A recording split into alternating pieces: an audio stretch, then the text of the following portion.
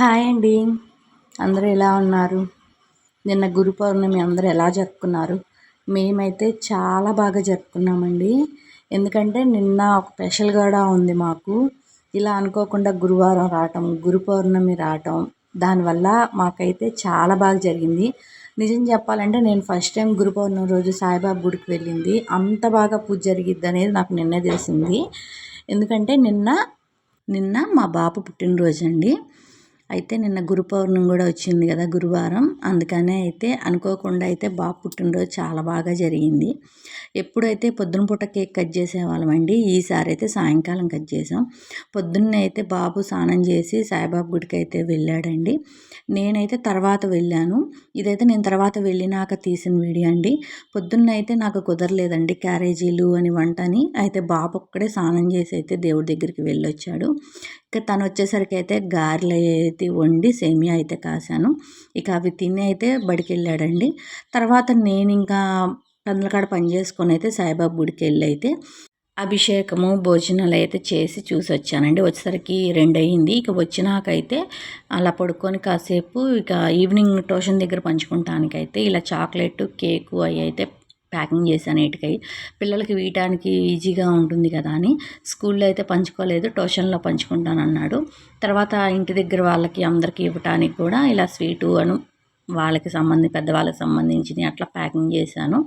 ఇవన్నీ ప్యాకింగ్ చేసి వచ్చినాక ఇంక ఈవినింగ్ అయితే వాడు వచ్చినాక మళ్ళీ స్నానం చేసి అయితే ఇక కేక్ కటింగ్ అయితే చేయించామండి.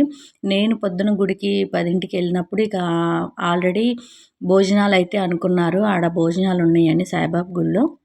ఇక పిల్లాడు పుట్టినరోజు వచ్చింది కదా అని చెప్పి నేను కూడా భోజనం మీదకైతే వాడి పేరు మీద స్వీట్ అయితే ఇచ్చానండి. ఎందుకంటే గుర్తుగా ఉంటుందిలే, మంచిదిలే అని ఆ రోజు ఇవ్వటం.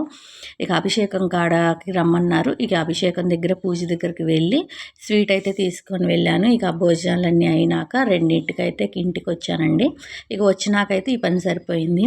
అనుకోకుండా కానీ బాగా జరిగిందండి మా వాడి పుట్టినరోజు. అసలు ప్లానింగ్ చేసింది కాదు, సింపుల్గా కేక్ ఒక్కటే అనుకున్నాం ఈ సంవత్సరం. ఇంకా అన్నీ ఎందుకు అలా కలిసిపోయినాయి. పొద్దున అప్పటికప్పుడు అనుకొని అయితే నేను టెంపుల్కి వెళ్ళాను. భోజనాల కాడ ఇట్లా స్వీట్ ఇవ్వాలని, కానీ అన్నీ నేను అనుకోకుండా జరిగినాయే. అది అనిపించింది ఆ సాయిబాబు దయ అలా టయాన్ని అనిపించింది.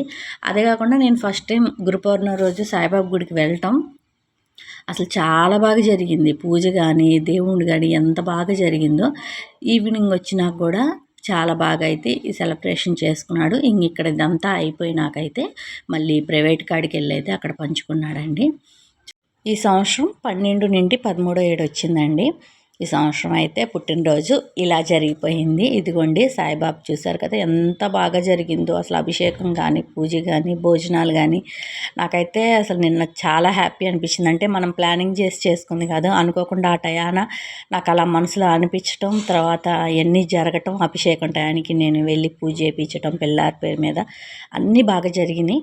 ఈ వీడియో ఎలా అనిపించిందో కామెంట్ చేయండి.